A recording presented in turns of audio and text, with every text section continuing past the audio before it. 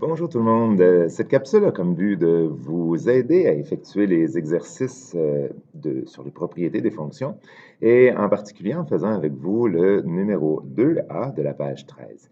Donc, j'y vais en vous montrant premièrement ce que signifie la notation dans le haut du numéro.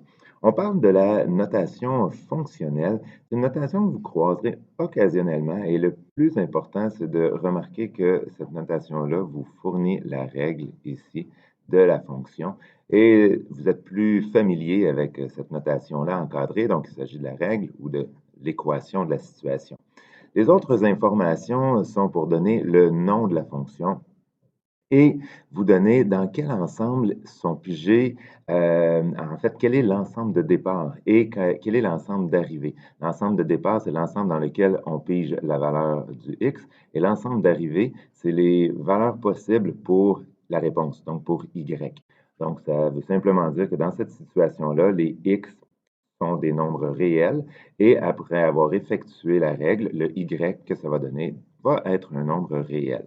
Et la fonction s'appelle f, d'où le f de x. Donc, le plus important, c'est de reconnaître le calcul ici à faire. On reconnaît que c'est une droite, le modèle d'une droite. Donc, f de x égale 5x moins 45. On n'a pas de support visuel, mais c'est quand même possible de déterminer l'ordonnée à l'origine, puisqu'on sait que le b agit, a le rôle de l'ordonnée à l'origine. Donc, sans calcul, on peut tout de suite dire que moins 45 est l'ordonnée à l'origine.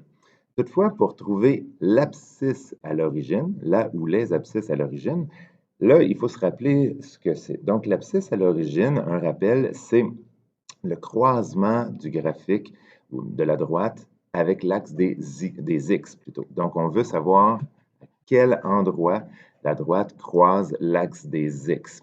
Lorsque la droite croise l'axe des x, ça signifie que le y à cet endroit-là vaut 0 et on se demande le x, lui, vaut combien.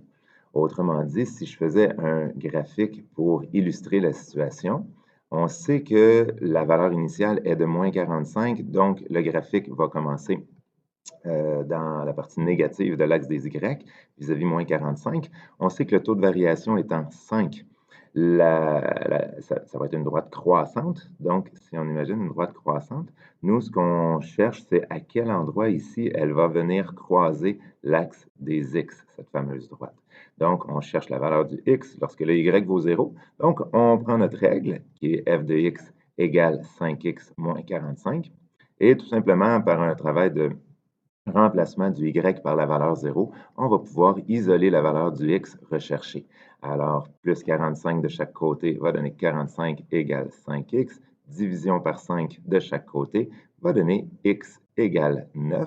Et on vient de trouver que l'endroit qui reste, la valeur du x qui permet d'obtenir un y qui vaut 0, donc ce point-ci, cette valeur-là, c'est 9. Maintenant, on en est sûr. Donc, il y a des calculs à faire lorsqu'on cherche certaines propriétés. Il faut bien se rappeler ce que signifie l'abscisse à l'origine, savoir qu'on cherche un x et qu'on connaît que le y vaut 0. Maintenant, lorsqu'on nous demande de faire l'étude du signe, je vous rappelle, de faire l'étude du signe, c'est de se demander à quel moment la fonction est positive, à quel moment la fonction est négative. Avoir un support visuel aide beaucoup. Ici, je l'ai déjà fait, mais s'il n'était pas fait, à l'étape C, je ferai mon support visuel pour avoir une illustration de ma droite et réaliser que ma droite, elle est positive, donc le Y est 0 ou plus sur toute cette section-ci. Donc, ce que je vais donner comme réponse, c'est les valeurs de X qui permettent d'avoir un Y positif. Donc, je vois clairement qu'à partir de 9 jusqu'à l'infini, mes Y vont être positifs. 9 est inclus parce que lorsque X vaut 9, le Y vaut 0 et 0 est un nombre positif. Mon crochet est toujours ouvert lorsque j'ai plus l'infini ou moins l'infini à gauche, le crochet est aussi ouvert. Donc, je viens de définir l'intervalle pour lequel la fonction est croissante, un intervalle sur les x. Pour quel intervalle la fonction est décroissante? Ben, c'est le même principe, mais de l'autre côté. Donc, la fonction, excusez, je dis décroissante, je me suis trompé de vocabulaire. Pour quel intervalle la fonction est négative, désolé.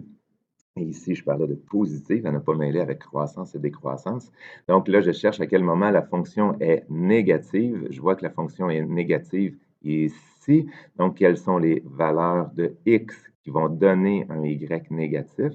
Ben, aussi petit le x soit-il, donc de moins l'infini, il peut commencer aussi loin qu'on veut vers la gauche, mais ça s'arrêtera à 9. Sur cet intervalle-là, donc de moins l'infini jusqu'à 9 inclus, la fonction est négative.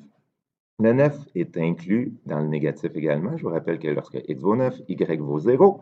Et 0 est un nombre négatif aussi, donc considéré à la fois positif et négatif.